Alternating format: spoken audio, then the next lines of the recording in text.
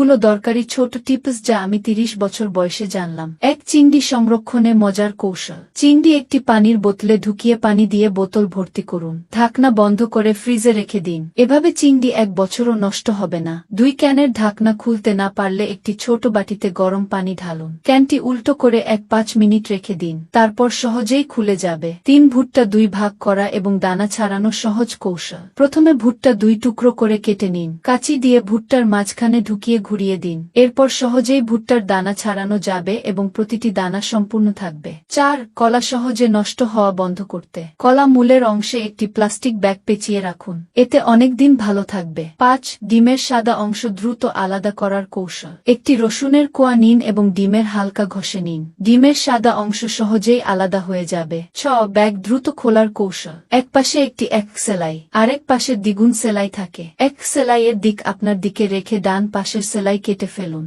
এবার হালকা টান দিলেই ব্যাগ খুলে যাবে। ৭, পেঁয়াজ কাটার সময় চোখ জ্বালাপোড়া করলে কি করবেন? একটি ভেজা টিস্যু কাটার বোর্ডে রেখে দিন, এবার পেঁয়াজ কাটলে আর চোখ জ্বালা করবে না। ৮, মশার কয়েল সহজে খোলার পদ্ধতি। শুধু একটি তাস ব্যবহার করলেই মশার কয়েল সহজে খুলে যাবে। ৯, ভাজা খাবারের পর অবশিষ্ট কালো তেল কি করবেন?